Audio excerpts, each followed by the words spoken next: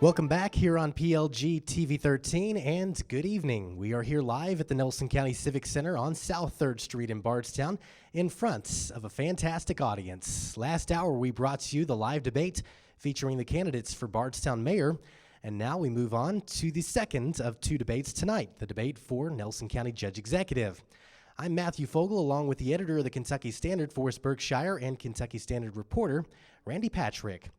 PLG debates over the next several weeks are consisting of the city, county, and state races that are contested in Nelson County for the general election coming up on Tuesday, November the 4th. Right now, please join me in welcoming to the stage Nelson County Judge Executive candidates Dean Watts and Tim Hutchins.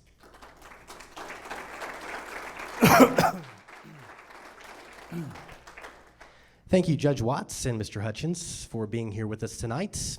Before we get started, I want to note that Dr. Peter Turzop, Republican candidate in the race, declined our offer to be here tonight. Tonight's debate will consist of 2 minutes from each candidate for opening statements, then questions from our panel for 3-minute responses from each candidate, and then closing remarks from each candidate. Rebuttals will be allowed in this debate and will allow up to 1 minute's rebuttal per candidate on each question asked by the panel. I, once again, am the timekeeper and will do my best to keep it moving. We have designated the order of the speaking tonight based on the flip of a coin, and the winner of that coin toss was Tim Hutchins, and he will give his 2-minute opening statement first. Mr. Hutchins. Thank you, Matthew. Forrest, Randy, PLG, and the crowd. I'm glad that we see some people out here tonight. I want to also thank my family. My children are here. Catherine, Gina, and a lot of supporters, and it's been a kind of interesting race so far. It's been a lot of media about some different topics, so it's already become pretty interesting. Just about myself, the opening statement, I just want to let everybody know that doesn't know me that I've been a small business owner my entire life after I graduated out of high school, and then also farmed most of my life, and I've been a master for 17 years in the past, so I know how the government works. So the reason I'm running is I think people stay in office too long, especially in maybe one position, certain position. I think we need new energy and new ideas. And positive change for Nelson County. And I have a vision, and my vision is based on 3 key strategies: efficient government, economic development, and quality of life. And we must get Nelson County going again. I think for several years we had a strong, robust economy, and we had some good positive things for the county in the past, but the last several years I think we've been left out. We've become stale and stagnant. We need new positive leadership, and I know I can get things accomplished. I've accomplished things in just about every endeavor I've been involved in, so that would be my platform. Thank you. All right, and now opening statements from Dean Watts. Thank you. I want to thank previously the Nelson County Farm Bureau and the Channel 6 TV for their previous coverage of the election. And last but not least, I want to thank PLG 13 and the Kentucky Standard for their efforts in hosting this forum. It's a lot of work. This is a professional setting here. Many challenges have been met over the last 20 years, and more challenges are ahead of us. I have the ability and knowledge to continue to lead us forward. Still enjoy coming to the office every day and making a difference in people's lives. I ask you to continue with honest, positive, and progressive leadership. I believe I am the right person to continue to be your county judge. Thank you. All right, thank you all. And we'll go now to the questions, and we'll have 3 minutes from each candidate to answer the questions. And once again, we will have rebuttal time if you so choose. For the first question, Mr. Watts, you'll answer first, and we'll go to Forrest Berkshire. Judge Watts, thanks for being here tonight. Many parts of Nelson County that were once rural are becoming suburbanized, which has caused some complications and some friction. One such instance was the discharge of one such issue is the discharge of firearms in densely populated areas. At least one family has had their windows shot out by accident.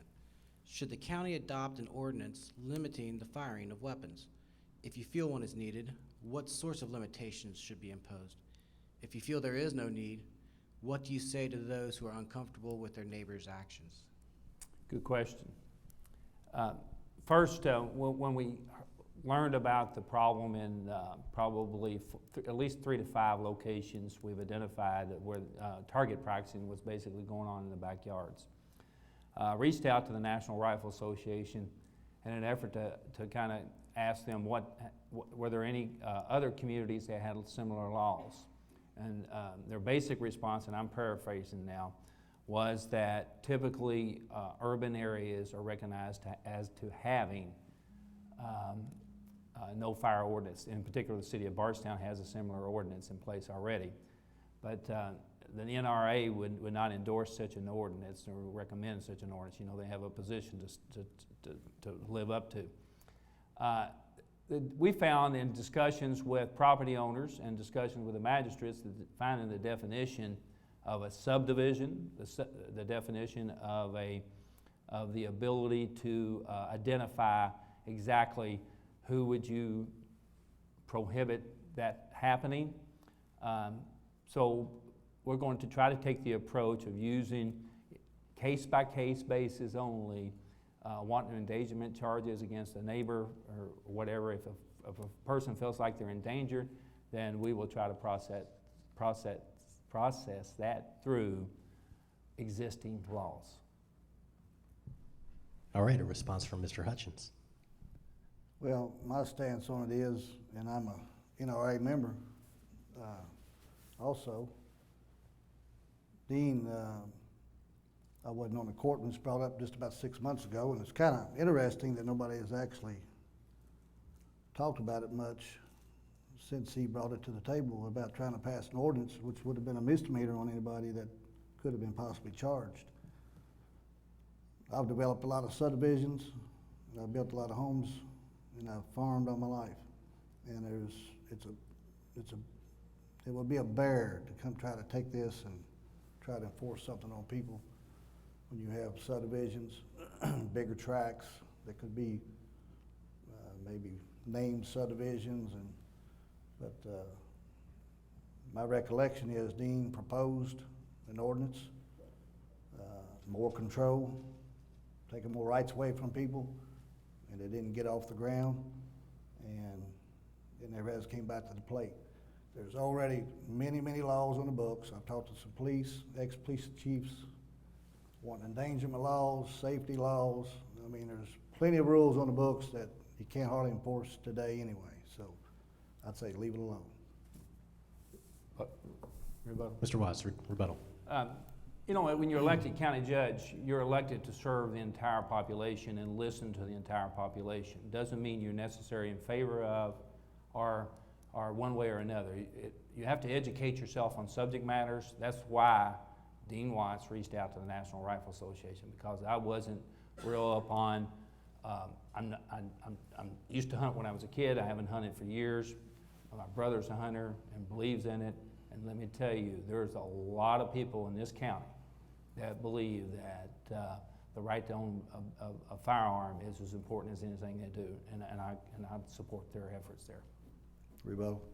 Yes, sir. And it's as much as safety as more as hunting. You know, we've had a lot of crime in this county. We had 3 murders. We've been named one of the worst drug counties in the nation, apparently in the Kentucky Standard just recently. And more and more people want guns to protect themselves. And Dean proposed the ordinance, and it didn't get off the ground. So he must have been in favor of it, or he would not have proposed to pass an ordinance to the fiscal court. Okay, we'll go to Forest-Berkshire for follow-up. I just had a quick follow-up. Part of that question was, what do you tell the neighbors who are uncomfortable with their neighbors' actions, specifically when reports to the paper have been that sheriff's deputies show up, they say, well, we did not witness it, there's nothing that we can do. So what do you tell, I understand the right of people who want to feel secure in their homes and being able to protect themselves, but what about the rights of the people who want to feel secure from an errant bullet, such as the one that went through somebody's window. I guess we can start off with Judge Watson, if you just But follow that's up where on the that. wanton endangerment charges would happen. In particular, I think that bullet that went through that neighbor's yard, or the one that you're referring to that was in the paper, there was no idea where it came from. I've dealt with several of these issues over the years, and on basic isolated cases, a lot of times you don't know where the bullet's coming from. So how would you charge someone with that if you don't have the person? But the wanton endangerment charges, if there's a neighbor shooting a firearm next door to you and you feel like you're in danger, you go to the county attorney's office, and I'll throw him under the bus today. He's out there somewhere. You know, Forrest, I would agree with him, so I don't know why Dean even proposed such an ordinance when it's already, I mean, you have to have more investigation. The police, you've had the sheriff debates, 2 sheriffs running, and 2 debates I've seen, they both have said they need more resources and more detectives and more people to investigate, not just street police, you know. So if you call somebody, I wouldn't, you know, I had a neighbor, I mean, I know, I had one came to me and we talked about it, you know, and a gun and a bullet went through. But even if you had this policy in place, it's really the same thing. You got to put the proof of the burden on somebody. So you still got to investigate it. Whether you had an ordinance passed or not, you still got to prove it. And you probably go to the court of law.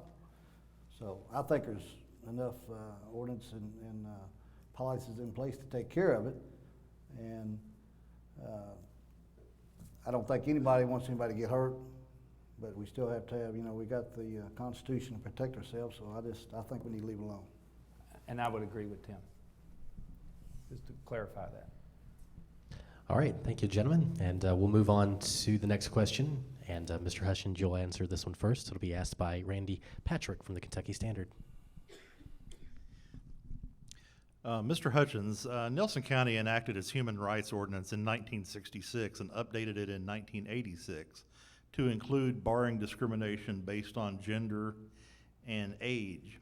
Earlier this year, the Bardstown-Nelson County Commission on Human Rights proposed a draft update to the county's laws, expanding that protection to cover the LGBT community. But no action was ever taken. Do you support expanding protection against discrimination based on sexual orientation or sexual identification? Randy, I think, I haven't seen that ordinance. When I was on the fiscal court as a magistrate, I don't even recall it ever been been drafted or revisited. Maybe it was, I can't recall that. But one thing, I'm in business and I hire and fire people. And I've got several businesses, and I've got a retail business, which deals with a lot of people, a lot of customers, and a lot of people off the streets. And I don't think you need to discriminate against anybody, any way, shape, or fashion, period. If it needs to be written that way, you know, sometimes I think it can put too much language to protect certain groups, overprotect certain groups. I'm not in favor of overprotecting anybody. I just think we don't need any discrimination against anybody, period. That would be my answer to that. All right, Mr. Watts. He hadn't answered the question yet, but our position on it in fiscal court was the current human rights ordinance that we have in place speaks of specifically protection for all people. And then it goes on to start identifying some segments of the population. And if you'll remember, the state and federal human rights laws have no specific language in their laws for lesbians and gays. And this fiscal court that I'm working with does not expect to pass anything otherwise. Rebuttal? Yes, sir. I mean, I think I made a pretty clear answer. I don't think you should just discriminate against anybody. I don't know how you couldn't say that as an answer. Are you going to pass an ordinance? Are you going to amend the ordinance to allow that? I haven't seen the ordinance as it's written. I You said haven't I don't believe in adding a bunch of language to protect certain groups. I think everybody should be protected. I think that's a pretty clear answer. I think we all do. All right, thank you all.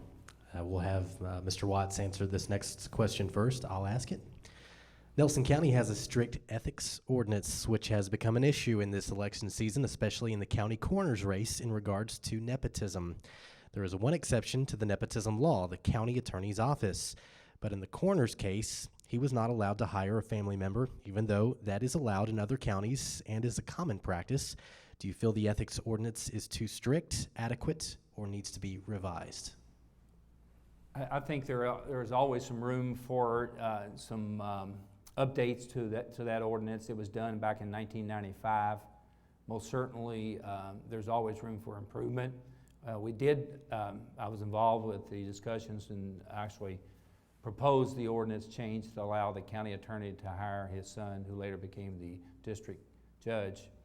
And it seemed to work real well. We had very little opposition from the public sector, from the public at all. So yes, I would be in favor of sitting down and review the ordinance completely. In particular, the nepotism description might be subject to change. I'm not sure. I know Dean Watts is not going to hire anybody akin to him. I can tell you that. But I think it's always good to get out an ordinance and look at it and see if there's any changes that could be made to improve. All right, thank you, Mr. Hutchins. I was on the fiscal court. The state passed a law that enacted, forced the counties to adopt ethics ordinances. I don't remember what year it was, 94 or 5. And we wrote it in the fiscal court. And my stance on any ordinance, I think they need to be revisited instead of just shoveled in a shelf somewhere. Pretty much any ordinance, because things change, times change, and people change, and you need to update, correct, go back and fix what you missed. In particular with Field's case, I mean, I haven't been named in that one, of course. A few other things I've been through a few darts at, but Dean has been involved in that apparently from day one. If you go back to look at the reports that you guys did, and Field went to his office and got advice, apparently. And then they said, who swore somebody in? Nobody got sworn in. I don't know. I wasn't there. But I think we need to let it lay. I think the ethics committee, I didn't get involved in that too much because I wasn't in office. But I think there's some issues there that need to be corrected.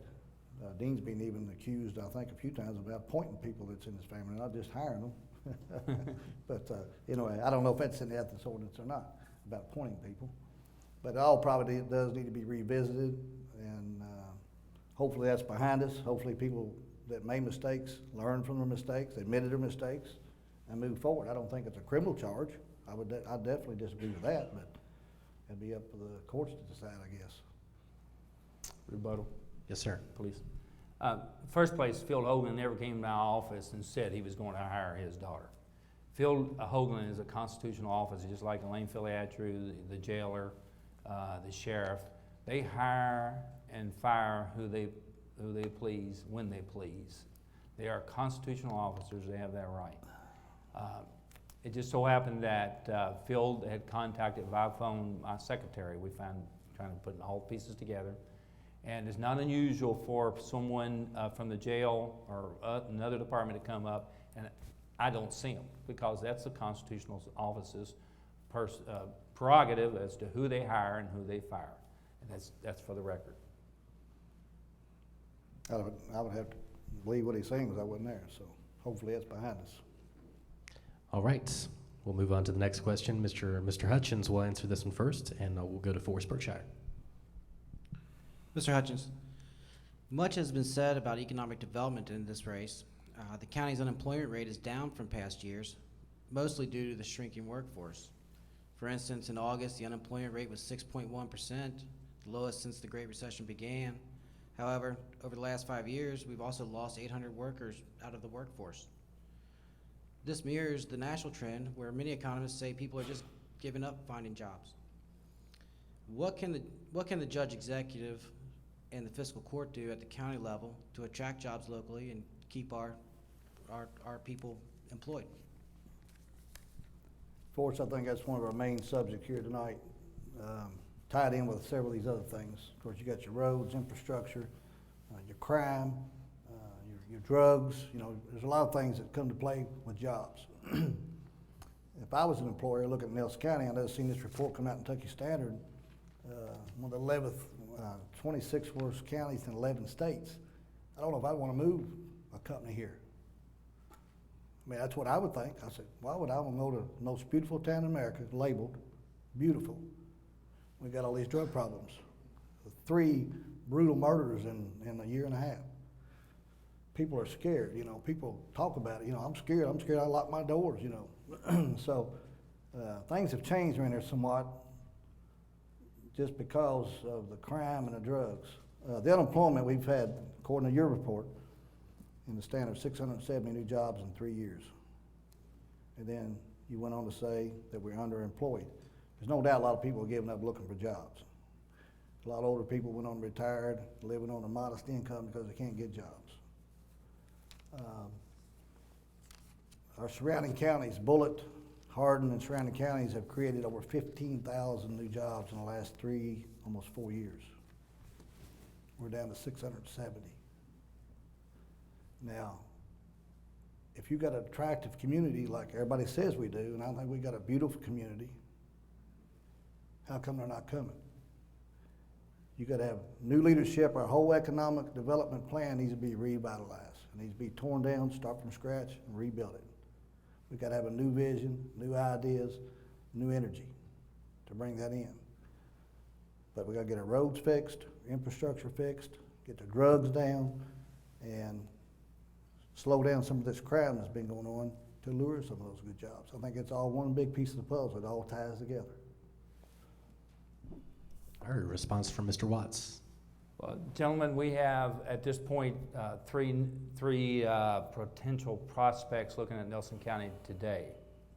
So I don't know what Mr. Hutchins is talking about, people not looking at our community, but they are looking, and those are first-class type of companies. For those, you know, you saw me at the Farm Bureau debate the other day. I kept this, and I go every Sunday to the Kentucky Standard. Somebody that's looking for a job needs to go to the Kentucky Standard and pull out that page. There are jobs in our community. It may not be exactly what you want to do, but there are jobs. If not, come to me and I'll help you find a job. I do it every day with someone, or every other day with someone. So there are jobs in our community. We have actually revamped our thinking process over the last probably 18 months of how, when we do get an industry in the community, how we're approaching and trying to recruit that industry, because we're competing on a worldwide basis. We're competing against other communities that are giving the land away. We're competing against other communities that are giving cash incentives. So we've had to rethink our position. Fiscal court, the mayor and I have put our heads together, and we've gone to our legislative bodies, and we have some new ideas that we have approached some new companies with, and I really feel positive about the future, that we will have some new opportunities for our citizens. Rebuttal. Rebuttal, yes, sir. It's easy to talk about bringing in new jobs and new factories in election year. Seems like it happens every 4 years. But anyway, these 670 new jobs, good jobs. I commend them for that. Every job is important to somebody. A lot of jobs we've gotten are low-paying jobs with not very good benefit packages. Dean's talking about looking at the Kentucky Standard and looking for the jobs. You know, if you look in that paper and look at some of the jobs, you got to look at, of course, your training and your background and CDLs. Everybody don't have a CDL. There's a lot of truck jobs in the driving in the Standard. He said some communities are giving land away. We almost giving it away. You know, it's pretty close. You can give it for $13,000 an acre when you got all this beautiful land out here fully developed. So whatever reason he's got, there's something else. There's a problem somewhere why we're not bringing in more jobs. I think it's because we don't have enough. We don't have a strong vision. We got to revamp our whole economic team, and we've got some other problems in the county that people don't want to come and locate here because we've got a lot of issues here that we got to get solved. He's not looking. Get the county going forward again. All right, thank you. All right. All right. That blinded me, I couldn't hardly see that. Oh, yes. Selective. All right. Move on to the next question. Have Mr. Watts answer it first, and we'll go to Randy Patrick. Well, we're moving on to the next question, but it's kind of a follow-up question to what Okay. we were just talking about.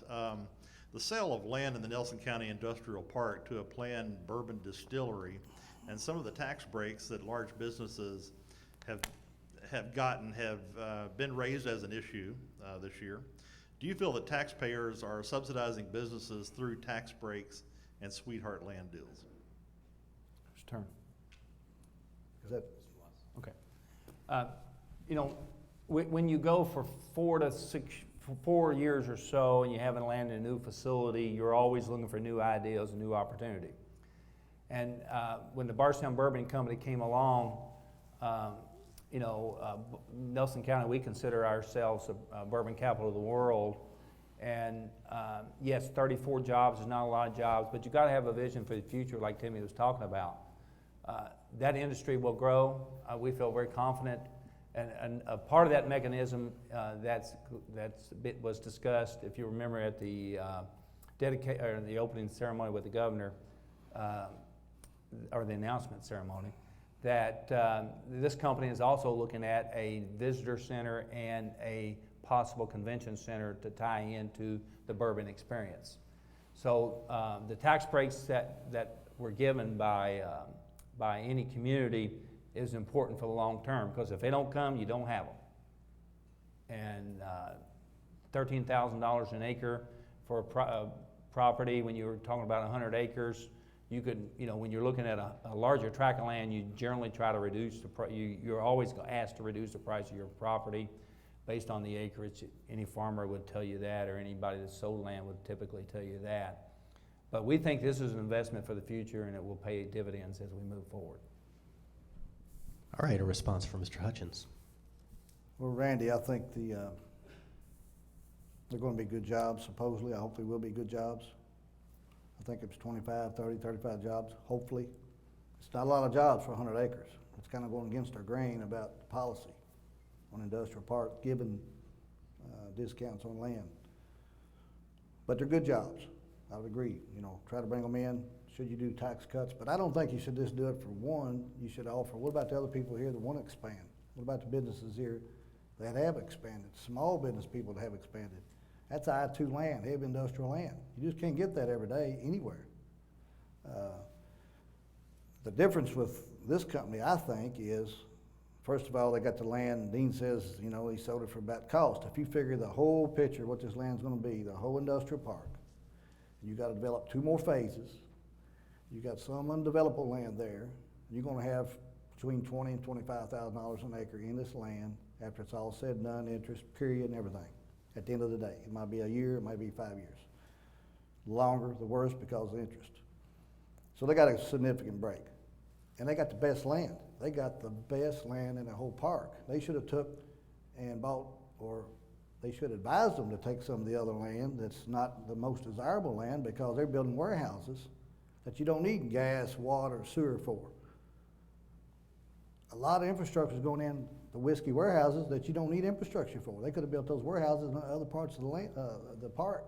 Saved the county a lot of money, probably saved them a lot of money if they was advised that way. Now, Dean's gonna argue, well, it's gonna be beautiful from the Bluegrass Parkway. Yeah, it's, you know, a warehouse is beautiful, but the corporate office would be beautiful, and tourist attraction would be beautiful anyway. They shouldn't have got that prime land to build warehouses on, in my opinion, for $13,000 an acre. Well, rebuttal, please. Rebuttal, Mr. Watts. Going against the grain. You have to go against the grain in times when the competition changes. If you don't change with the competition, that's the difference between myself and Magistrate Hutchins. He's been out of the loop for about 4 years. And things have changed. The field has changed. And if you don't change with it, it will leave you behind. And most certainly we tried to steer the Bardstown Bourbon Company to take the back acreage, as he's speaking of. But with the campus setting that they were describing, with the visitor center and the convention center all tied into the project, the county felt that it was a good project. And I'll be darned if I'm gonna let one of those get out of here. I'll take one of those projects every day. And if Magistrate Hutchins were to be county judge, I'd hate to think he was negotiating and let somebody like that go to Indiana where they were looking at. Rebuttal.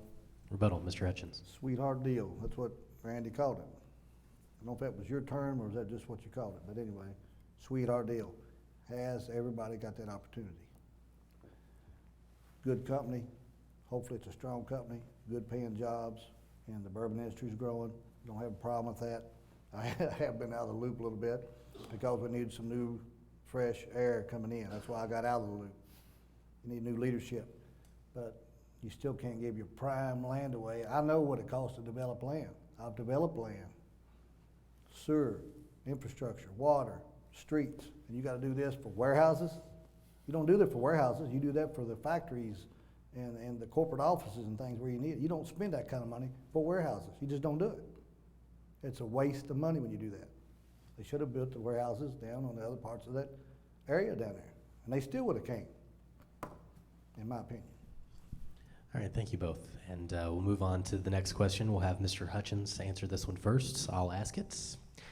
An indoor swimming pool has been debated for some time in this community, and you are both on record as supporting such a facility, but you differ on how to make it a reality. Could you please explain your plan for financing and managing such a facility, and are you prepared to say how long it would take to break ground after you are elected to this term? Mr. Hutchins. Matthew, that, excuse me, I was on a rec board, the joint rec board, for, since the inception. I helped create the rec board. Dean, he asked me to do that as a magistrate because I was involved. I coached for 20 years. I've been around recreation my entire life. Kids, AAU, middle school, high school. And I know how important it is to the community. But I know what a pool does also, and Dean said that at our last debate. It does put a strain on your everyday cost of managing a pool, like Marion County, for example, which we studied heavily. We did some internal studies when I was on the rec board and what the cost is and what it costs to manage it. The thing about it is, Dean and them just spent, I don't know how many thousands of dollars again to do another study just a few years ago. YMCA, there was a lot of just agreement on the fiscal court. Apparently what I was reading is most of them said it was a wasted plan, the way they did the study. I don't think the YMCA needs to come in. We got some great fitness centers here that are privately owned. They're doing a great job, and they got to make a living. If the Y comes in, they'll want to have a complete fitness center, the pool, and the whole 9 yards, and I don't think we need that. We got a great recreation park, which needs to be expanded. We're out of room. We need an indoor soccer complex. We need an indoor softball, baseball complex, and we need an indoor pool, not just for recreation, but for the health, especially as people get older. It's really more important, or it's a big thing for the city residents versus the county. It's what I see that when I'm out campaigning and discussing with people. It can be done. I helped raise over $2 million for the St. Graves community, private money. We built a big gymnasium down there and expansions, and I know how to raise money. That can be done privately with donors and sponsors, and it doesn't have to be done with taxpayer money. Now the county and the city can come in and help manage it at that point. I just thinking, you set a time frame. I don't know exact time frame, but I think, you got to get out there and get it done. You can't just talk about it. Dean's been talking about it for several years, but it still hadn't been done. So I think it's something that we can make a reality, pretty short time. All right, a response from Mr. Watts. Thank you, Matthew. I still haven't heard how we're going to sustain what I figured on a conservative basis, about $500,000 a year to operate the facility in the professional manner that it needs to be done. Marion County, the small community they are, spend $250,000 to $275,000 out of taxpayers' money to subsidize above the fees that are brought in. But I still haven't heard how, yes, I think we can build a facility of this nature. I think the community will come together, and the corporate and the private entities will come together. Even I would support in some form or fashion fiscal court being involved somewhere along the line with the capital cost. Sustainability, really have deep concerns about being able to sustain the operational costs. And you know what, when something goes bad, who usually gets asked to bail out, you heard of that word a few years ago in the recession that we had. It's usually the county or city governments, and we're not prepared financially to sustain this facility. And somewhere along the line, I would love to see this happen, and we will continue to try to make it happen. We did the study. I believe the YMCA is probably the way to go. I don't want to see a YMCA compete with the private sector. Most of the people go to the gyms, most of the people go to the local gyms is because of convenience. and the quality of the gym that they have and the services they provide. Rebuttal. Rebuttal, Mr. Hutchins. Dean just said he's not prepared. That's what he just said. So apparently he's either for it or he's against it. Now he's against it. You have fee structures. People don't get to use this facility free. That's what the fee structure is, what helps pay for the maintenance and the ongoing cost of operating. You got your local high schools here going to Marion County. I don't know if y'all know that or not, and the swim teams. You know, we got our rehab centers. They need more, the pools. I had back surgery. I know you need a pool for rehab, you know, instead of driving to Louisville or wherever you have to go, Marion County. You know, you got your rehab centers, and you've got the hospital, and you've got your local high schools, and people that actually take part of this actually pay a fee. That's how you pay your cost. And he wants the YMCA to come in and take it over, and I'm telling you what they're gonna do. They're gonna take over the fitness center's gonna go down, they're gonna go broke, all this private money these good people out there has been spending. You know, I don't wanna compete private and public. I think the fiscal court and recreation joint board, if the city still's on board with the rec board, a joint rec board, can manage it and do a good job at managing it. If you got the right leadership, you're gonna make it happen. You gotta make it happen. You can't just sit back here and talk about it. Mr. Watts, rebuttal. Well, you know, the $500,000 that I estimated based on some real numbers that I put together was above the fee structure that we're talking about, Timmy. And I understand that the medical end and the other ends can subsidize the facility, but you're talking about a facility that is, if you compare it to what Georgetown has done and what the other communities around that we visited have done, we want to make sure we do it the right way and we have that long life. Thank you. Thank you. All right, we'll move on to the next question. Mr. Watts, you'll answer this one first, and we'll go to Forest Berkshire. Well, this is sort of a follow-up question, and in fact, I think Mr. Hutchins already listed a few, but do you see the need for other recreational facilities in the county? This is beyond the need for an indoor swimming facility. If so, what and how would you pay for them? And once again, this is for Judge Watts. Well, you know, for years we've had some discussions with the need for the soccer probably being the number one that I see in my mind of what could happen. But you have to have money and you have to have the ability to fund such a center. Right now, this fiscal court and the county does not have those funds to build such a center. We're still in the process of finalizing and finishing about a year and a half, about 3 years ago probably, the baseball park. We won't have that paid off in a couple of years, and at that point maybe we can start looking at some new facilities. Most certainly we've been in discussions on some additional land and some other opportunities, but right now the county does not have the funds to build such a center. Maybe we can look at some private sector like Elizabethtown has done and some other communities have done. But of course, Elizabethtown, they just did theirs on a tax increase, I believe. If I'm not mistaken, you live over there, don't you, Forrest? And I think that was done by raising taxes. But we're not going to be raising taxes to do such a thing. Mr. Hutchins. Well, that's part of my agenda and my vision, and you know, I know, like I say, I was involved in coaching all these years, for several years, and how important it is to have the schools and the kids and everybody stay active and involved in sports and recreation. It's very important. And the fiscal court, Dean's done a good job over the years. You know, we built that park out there in 1994 or 5, and it's grown and grown and grown. But it's become stagnant again, you know. You know, you sit around and look around and you think and think and think what's going to happen. You got to make things happen, and there's private monies out there. People are looking to do some of these things. You got to get people that has a passion for this. And believe me, parents and coaches that are involved in soccer or whatever, they have a tremendous passion for this. So you got to bring those people on board, and you can raise the money and have, not saying, I think you can do public-private partnership for sure. Recreational tourism. You know, you bring in these tournaments. I coached AAU. I know when kids and coaches and teams go visit places and play sports, they spend money.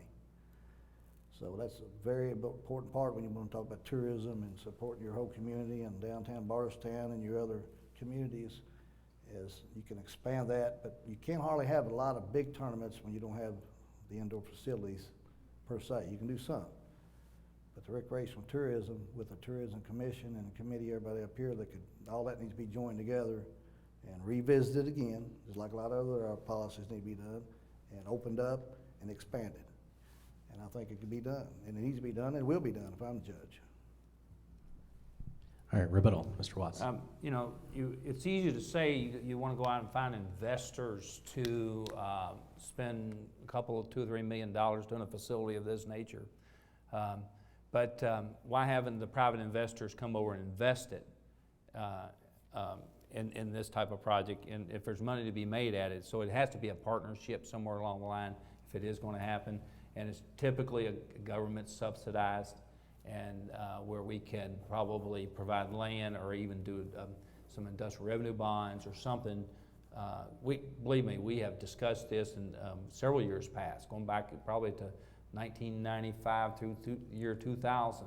But we felt like the rest of the park needed to be developed, and we're just about to that point. And these discussions will take place as we go forward. But you got to have the money. Rebuttal. Rebuttal, Mr. Hutchins. One reason why it hasn't been done is leadership. Leadership, that's why it hasn't been done.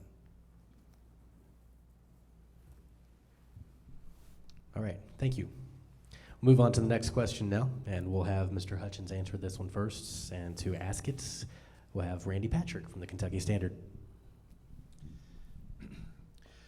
Mr. Hutchins, the Bardstown City Council last month terminated longstanding agreements with the Nelson County Fiscal Court for funding the 911 emergency dispatch program and the Parks and Recreation Department. The city has stated that it's interested in negotiating terms that are more equitable to city residents. Some of the councilmen have called it double taxation because city residents pay the county and city property taxes and license fees, whereas the county residents pay only the county taxes and fees. How do you respond to the city council's claim of double taxation, and what do you feel is fair to both the city and the county residents? Well, I haven't been in the loop. Dean said I've been out of the loop for a few years. But I was very instrumental of creating both of those. I don't know if you know that or not. Dean asked me to help get the Joint Recreation Board started because I was very involved in coaching and stuff back in '94 or '95, whatever. That's and true. The soccer people came on board, and That is true. we started the Joint Recreation Bardstown Nelson County Board. And I was on that board from the inception until I resigned as a magistrate, and it was a very good thing for the whole community. I don't disagree with the city probably and the residents because maybe they are paying, or they think in their mind they're paying, but I think the county is paying $400,000 in recreation. I don't know, I'm not privy about what the city is actually saying exactly, but I think if you take our infrastructure, what we've done, I say us as taxpayers, fiscal court, in building the parks and updating the parks and expanding the parks, and you take our local engineers has done this with our own staffing people. If you had to outsource all of that and the city used those numbers comparing budgets, I think the county has put a lot more money into it than what they probably know, and it may be because Dean's bookkeeping, maybe he's not showing them enough, I don't know. But I think the county's put a lot of more money in it. Now, are they being left out? You know, I don't disagree with them saying they're getting double dip, maybe they are somewhat.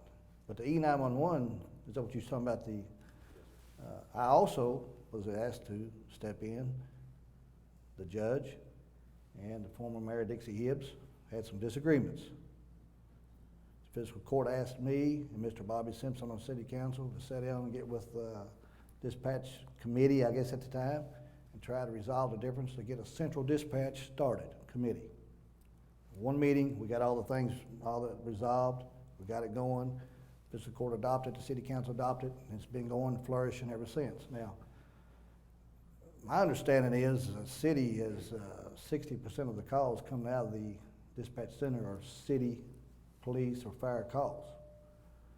So the county's only getting 40% of those calls. That's my understanding. I don't know if that's what I was told. And I think the county's paying over $100,000 more in the budget. Now, per capita and per person, is it still out of kilter with one of their numbers? Maybe. But it should never got that far. The county judge and the mayor should have had to sit down and got this resolved before it hit the paper, and y'all wouldn't even know anything about it.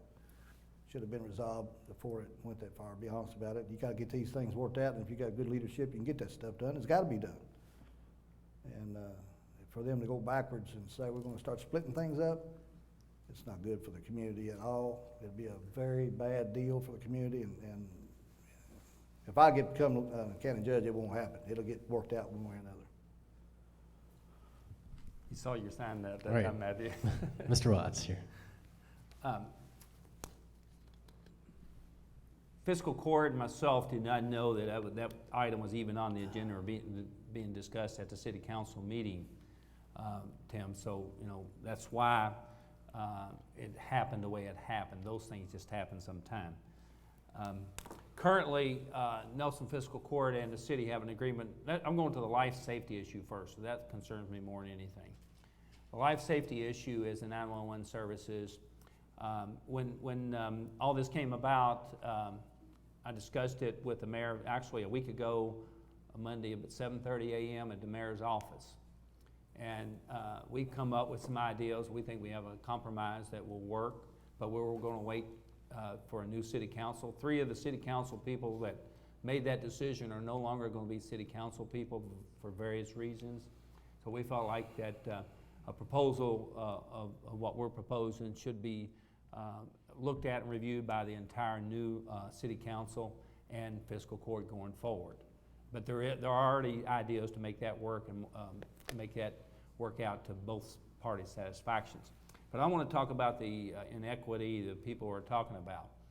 County residents pay a large sum of money to the city of Bardstown for the occupational tax.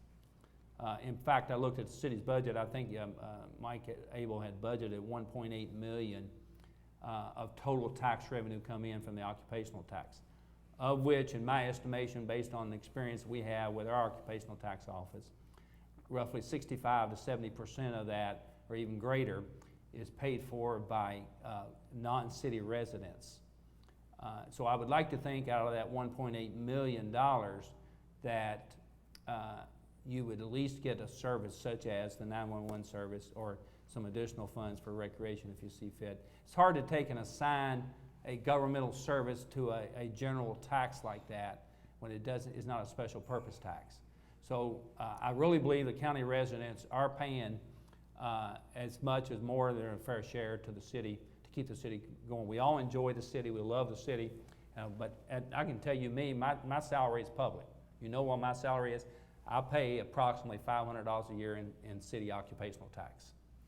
I live outside the city limits.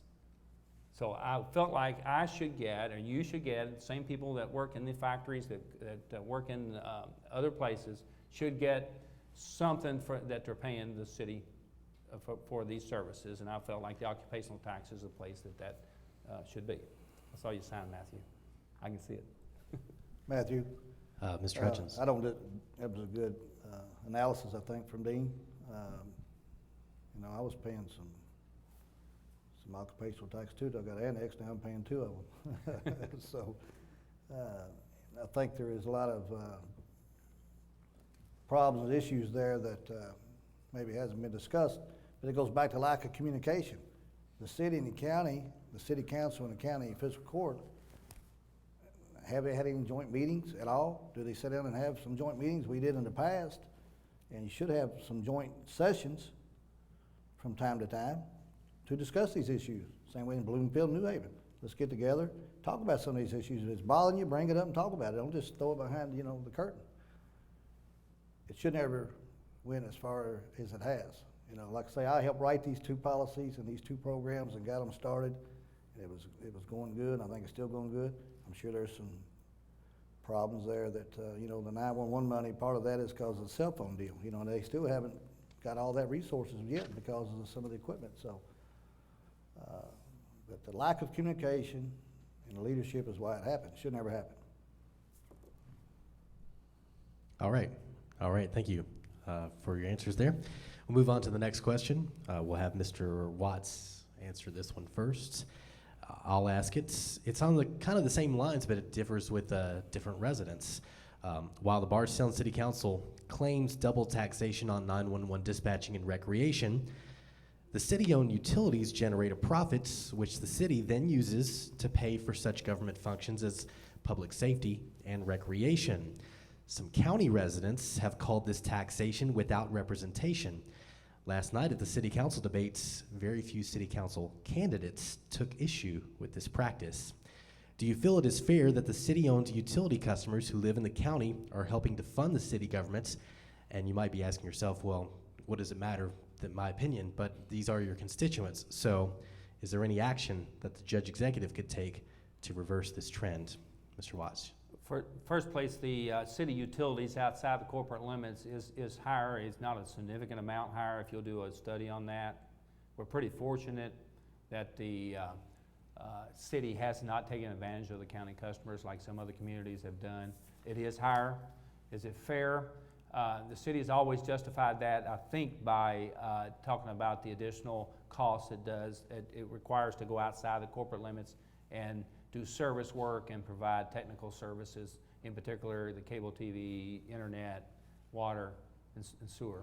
And then there is a little bit of justification for that, but as a county customer that pays a higher water bill, that's the only one I have that I can speak of. I'm glad I've got good city water. I'm glad I've got water, period. And if you go to other communities, Nashville, Lexington, the water bill's double what we're paying. So check out the numbers, but I personally don't have a problem with it. Now, county customers I have not heard that, Matthew, or any of you guys have not heard that complaint at all. Well, I have taxation without representation. It's not as much as the utility side is. That's what we're talking about. Well, it's more so what I hear from the complaints is the property taxes and business taxes and occupational taxes because they don't live there. So they may live in a county, and they own businesses, like you were saying earlier, that they've got to pay city taxes or occupational taxes or city property taxes on, and they can't vote for any of the city, elected officials. I think that's where I'm hearing it, not as much as the utility side of it as the other side of it.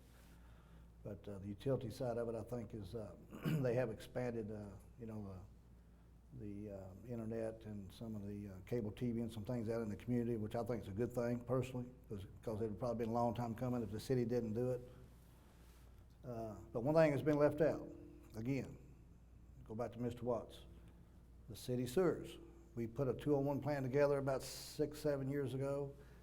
We brought our county engineer, Jim Lameau, on board, and his number one issue that he's supposed to have been hired or put in that position for to expand the city sewers throughout the county in the distressed areas.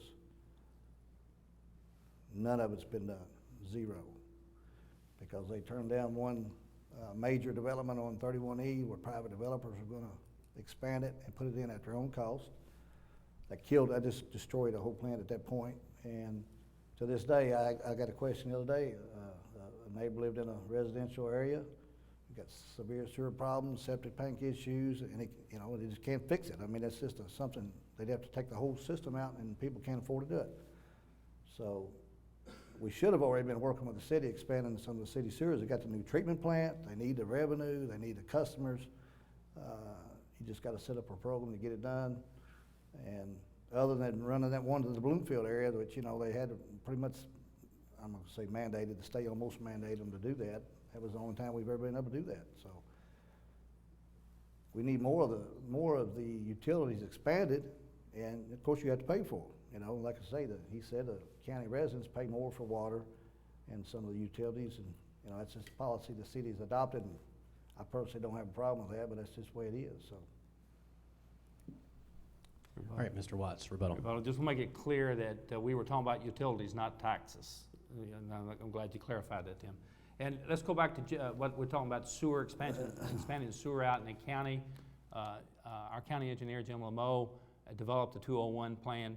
During that time frame, the state of Kentucky had millions and millions of dollars they were passing out to communities for sewer and water improvements. We were benefactors of a lot of water through that tobacco settlement money. That money has dried up, to the point the sewer expansions have halted all over the state. So it's not just Nelson County. And we have a 201 plan. If funds become available, then it will be important for us to move forward. But at this time, we cannot. All right, thank you, gentlemen. And we'll move on to the next question. Mr. Hutchins, you'll answer this one first. We'll go to Forest Berkshire. Mr. Hutchins, should the county offer curbside recycling throughout the county? Do you feel that it's feasible, and do you think that this should be made a priority? Forrest, if you look at my vision, have you looked at my vision? One of the things in there is curbside recycling. You know, as things have changed. I mean, of course, you can't burn your garbage, you can't bury your garbage, you got your landfill. Our landfill is probably going to last us another 40 to 50 years with the plan that we got in place. If you do the curbside recycling and do more of that, it could probably last 75 to 100 years. But the biggest thing is not polluting. And all of our children are being taught every day in school, you know, you do more and more and more, there's recycling, there's more and more people doing it at home. And then you got out there and they don't have the opportunity, they don't have the truck, they don't have they don't have the vehicle to take, you know, the stuff to the boxes that you've got around the community. And it's been a good thing. I'm not saying, you know, what they've done, expanded, has been a good thing. The biggest problem with the recycling is the centers that will take it, and it's almost cheaper to dump it. That's the sad part. But if you take some of the money that we're subsidizing, you know, we're spending over $1 million extra in a jail. I think we can get that in a little bit more control. Planning and zoning, $95,000 we're subsidizing. $73,000 emergency management, over $150,000 if you take the grant money out of it. $300,000 in ambulance, over $600,000 spending in overtime money. You take some of that money and pull it together, and I'm saying you can't cut it all out. You can get some more resources to do more recycling and get it under control. And you can do some of it internally anyway with the staff that we've got. Now you're gonna get some more trucks and vehicles. You're gonna have to do that over time. You can't do it overnight. But I think within, you know, 5 years or so, 5 to 6, 7 years in my second term, I think we can have the whole county done. Are you done? All right, Mr. Watts. Okay.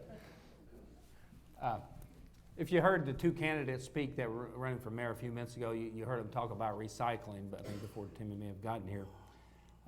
There is a cost factor to recycling, and I think Timmy would agree with that as well.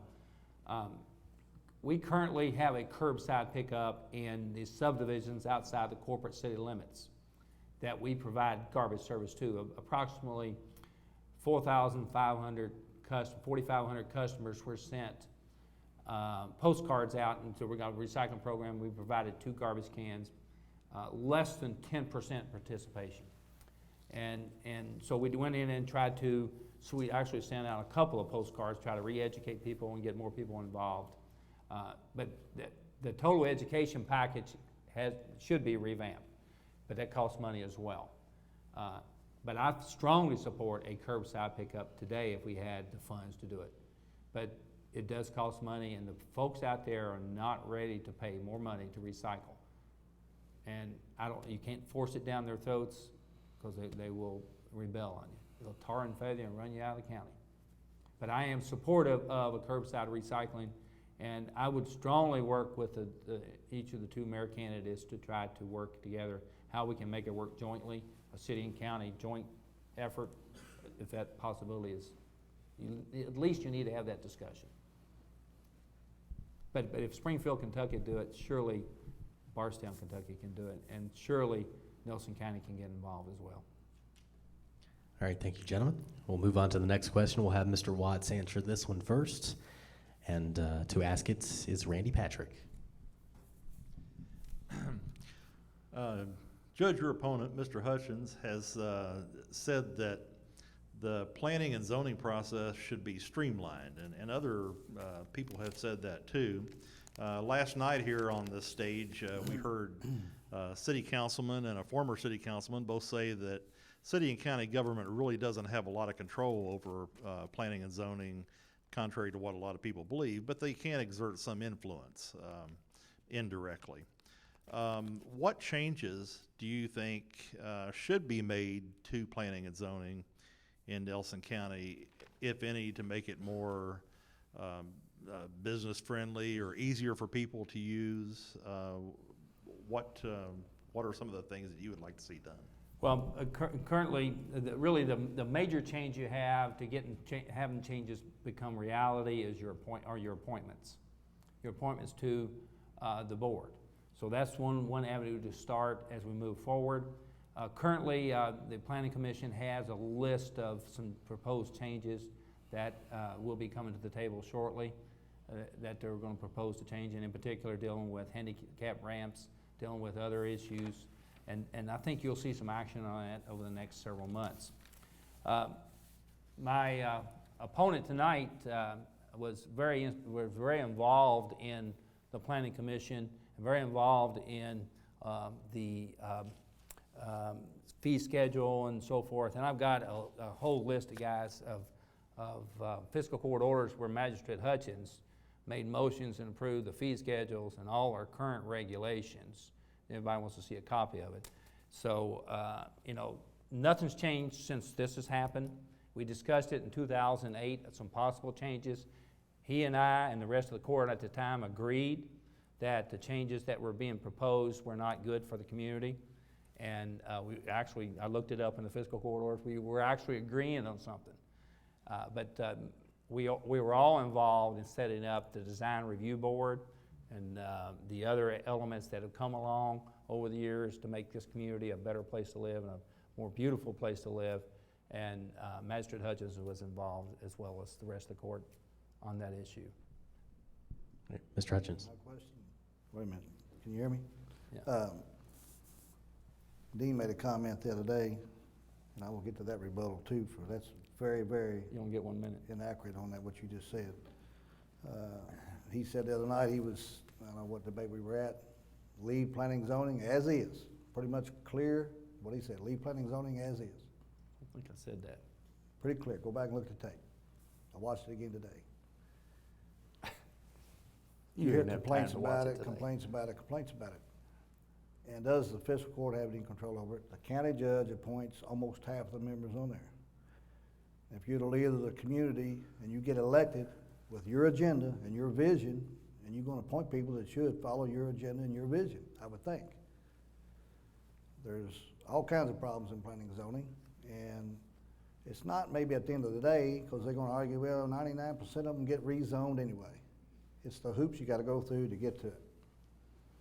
And that's another problem, why you don't have as many small businesses expanding. You got the sign ordinance problems that you've read about downtown, and some of the leadership we've got in planning and zoning, and Dean's going back to 2008. The only reason that we didn't pass those regulations in 2008 was because he didn't have enough votes to get them passed. I had the votes on my side, and they never was brought to a motion because he was pushing for them. And we was on this technical committee for almost 2 years, and they tried to increase lot sizes, which was gonna cost residents $5,000 to $10,000 more to build a house in the county if they passed it. Water, fire protection is impossible to put in what they wanted to do. You would have shut the county down entirely, and Dean was pushing for that, tried to get it. He couldn't get enough votes to do it. I had enough votes to stop it. What happened after that was the Planning Commission took it on their own, which they can by state law, and passed some subdivision regulations, and still today, the subdivision regulations do not mirror the planning and zoning regulations. And that's what they're supposed to do when you have a comprehensive plan, that the fiscal court's supposed to adopt a vision for that plan, and the city council, and it does not, they do not mirror each other today. You can talk to anybody in Frankfort, tell you they're supposed to mirror each other. Planning Commission has full control of subdivision regulations, but the local legislative bodies can rewrite that whole process if they want to. There's some things in KRS 101, I think it is, that you cannot control. But local rules can be imposed. And you can control and change the entire thing.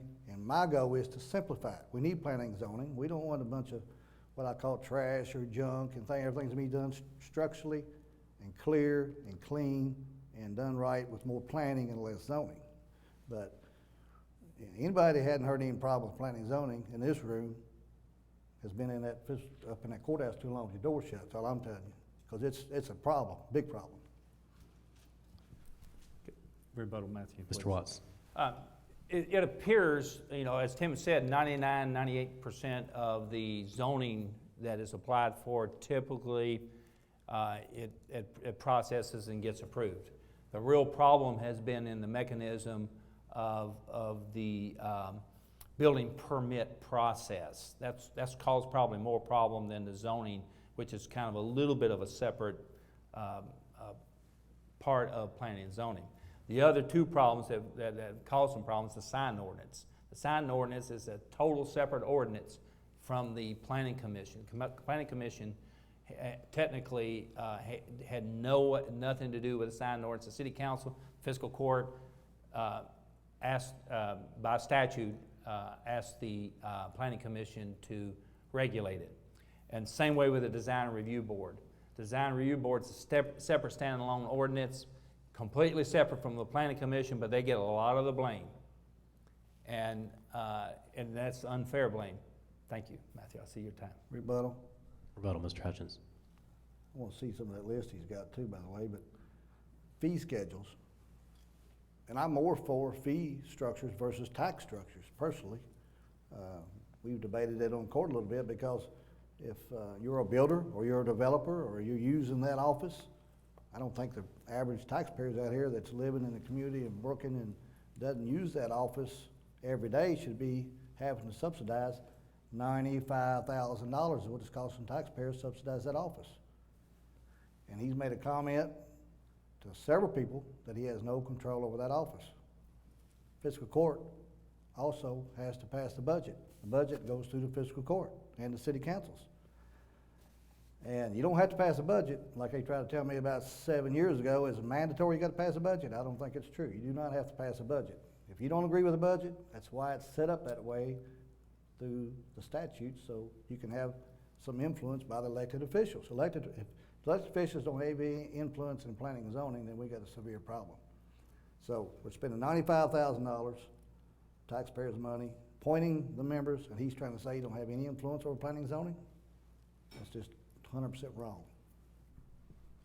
All right, thank you, gentlemen. And we'll go now to closing statements, and we'll have 2 minutes from each candidate for closing statements.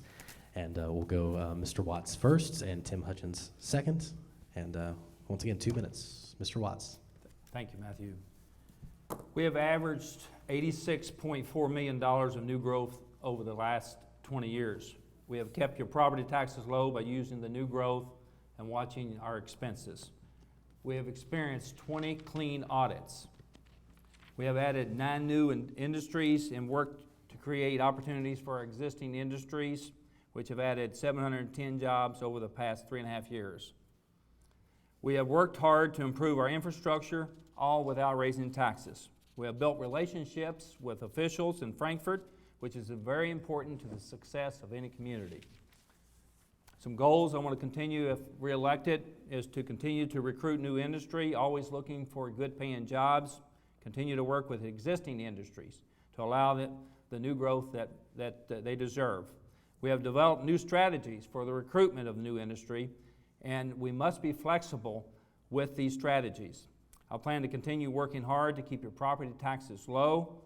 We plan to push our infrastructure projects such as US 150 from McDonald's to Leslie Ballard Lane and other improvements, including the Western Bypass. Most of you know my record. I have had the privilege of serving this county for over 20 years. I know who I work for and intend not to forget that. I believe in teamwork and always work to build consensus among the fiscal court members. I am cognitive of all areas of the county and work to balance resources to make sure all parts of the county are maintained. I work with and respect all elected officials in our community. I take responsibility for my actions, and I know the buck stops at my desk. Leadership means leading by example. Honest leadership means treating every citizen with dignity and compassion. 10 more seconds, Matthew, with no exceptions. I respectfully ask for your vote and support on November the 4th, and I thank you, and may God bless each of you. All right, thank you. And now 2 minute closing from Mr. Hutchins. I want to thank everybody here for letting us come and do this debate. I wish we could have a few more of them. Actually, I think it's good for everybody to know the differences, and I commend Dean for 21 years of service. Like I say, we remain friends, and I think we will for our entire life. We're going to disagree over, as you can see, more and more issues. And again, I think he gets stale, stagnant, and complacent, and I think that's what he's become just because he's been in office too long. I just think you stay around too long. It's time to move on to something different.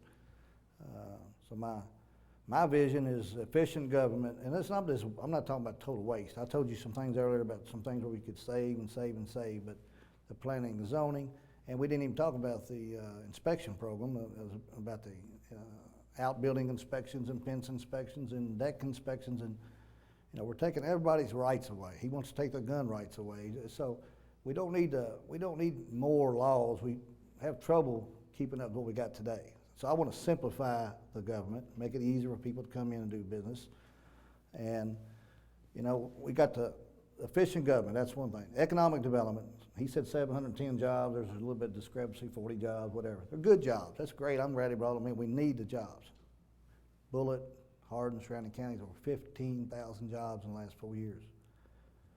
245 needs to be 4-lane all the way to 65. That's where all the corridor comes through to Bardstown, and we haven't had any bypasses in his tenure, period. None. Lebanon has got them, Danville has got them, Springfield got them. I'm running as independent. You can't support different people in different parties when they get in these state elected officials positions and try to ask for money when you sit there and criticize them repeatedly on some other things. They're not going to bring the money home for the sewers and things that he talked about.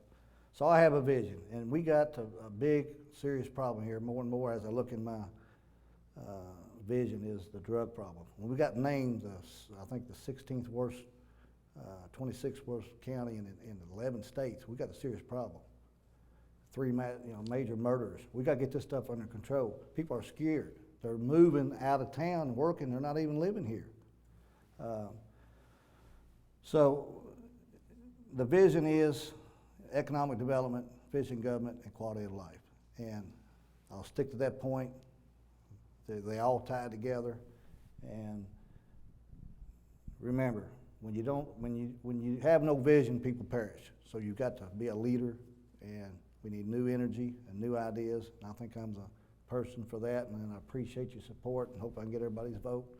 Thank you, everybody, and thank you, Dean. All right, thank you. Thank you, Mr. Watts, and thank you, Mr. Hutchins, for joining us here tonight for our live TV debates. And right now, I'll once again ask the audience to join with me in showing our appreciation to the candidates for being here.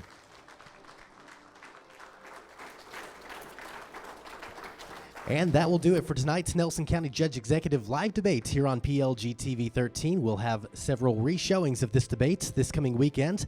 The first re-showing will be this Saturday, October the 11th at 3:30 p.m.